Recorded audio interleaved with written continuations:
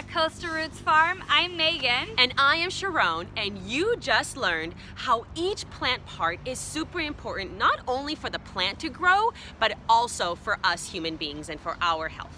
And did you know, Sharon, that 30 to 40% of the food that we grow in the United States actually gets wasted and sent to the landfills? That makes me so sad. That's almost half of everything we grow.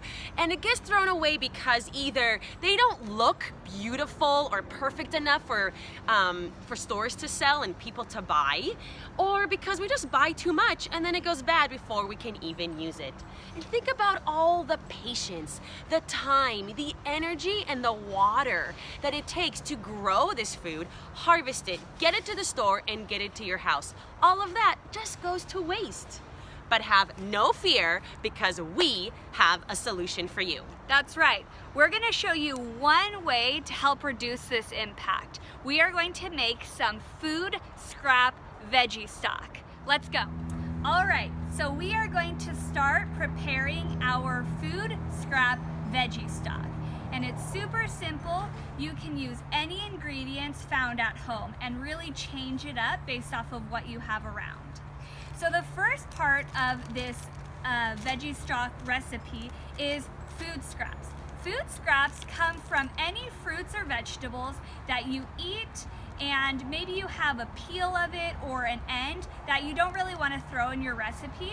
As opposed to throwing that out, go ahead and put it in a gallon-sized Ziploc bag and put it in the freezer. So some examples that I have here are onion skins. I have some carrot tops. I have some bell pepper seeds and that inside membrane. I even have some rinds of cheese. So little parts of cheese that I didn't want to eat anymore or that was too hard, you can throw that in as well. I have some carrot tops. I have some mushroom stems. So really anything that you have around, even some old herbs, you can really throw in this. So go ahead and grab a big pot and just throw all of those food scraps right into the pot.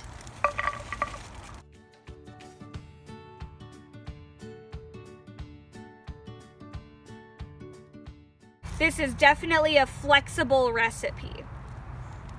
Now, you don't want to use anything that's actually moldy or has actually gone bad, but this is something that you would want to throw in your freezer bag right before it goes bad if you're not going to use it. In addition to our frozen veggie scraps, you could, if you have something around that is fresh, you can also throw that in as well. So this is celery that has been in the fridge for a couple of days that isn't really appetizing anymore to munch fresh, that I'm going to throw in as well.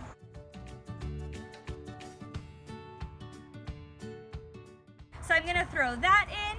I also have some shallots here that I've decided that I don't really want to use.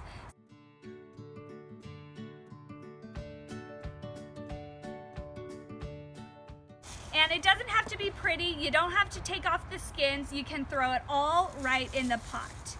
Now it's time for the flavors. So I have a little can of tomato paste that I used for a different recipe. I'm gonna throw in a couple of spoons of this because I didn't use the whole can.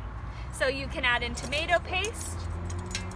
I'll go ahead and use my measuring spoons, but you don't really need to measure for this recipe. Get some of that tomato paste in there. I'm doing about 2 tablespoons worth or so.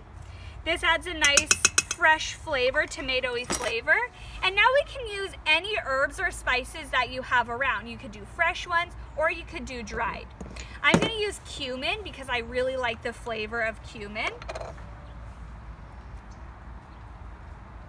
Now remember, you can always add more. You can't take spice away. So I'm just going to start with a little bit.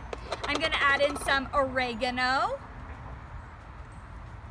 These are just spices that I had on hand. You can use any around the house. If you like it a little spicier, you could use some red chili flakes.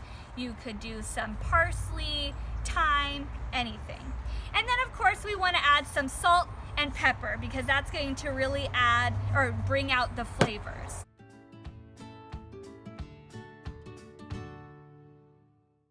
And some fresh pepper.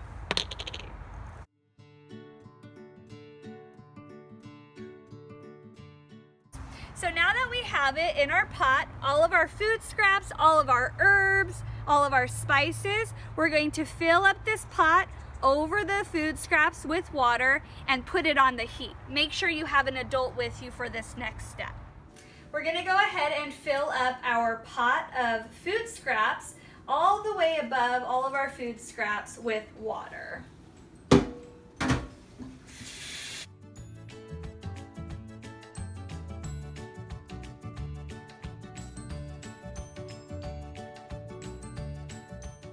Alrighty, that looks good.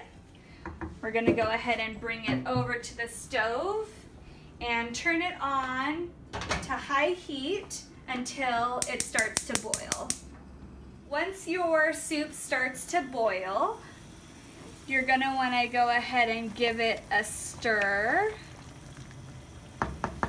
and then turn the heat down to low. Go ahead and cover it up and let it simmer and cook for about 45 minutes to an hour.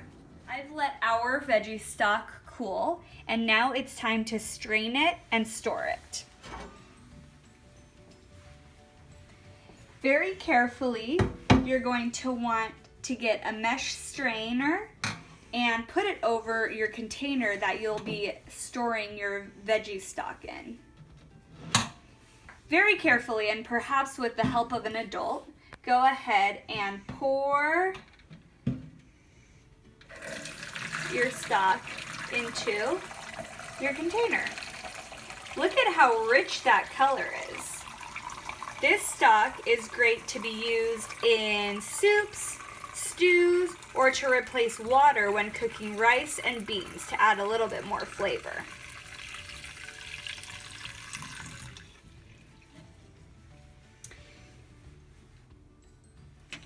Once you have strained out all of your soup, you're going to want to go ahead and dispose of the veggie scraps.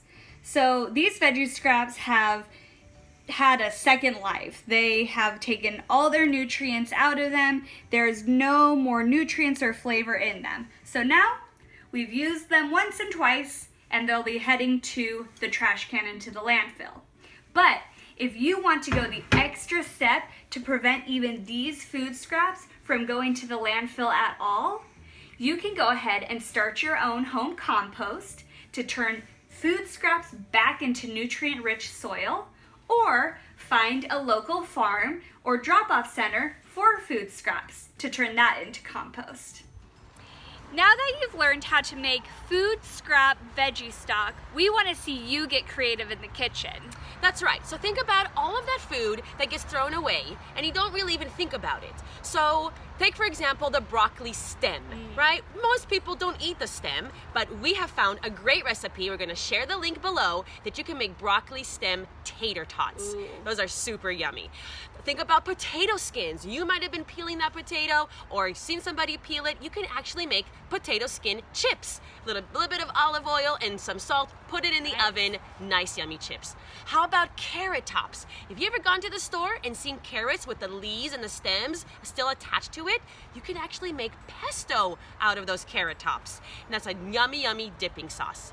And even with none of those things, you can always put all of those things in salad, in soups, or in your stir fry. They're all edible and super yummy. That's right. So make sure you share our recipes with us, and we thank you for joining us. Bye.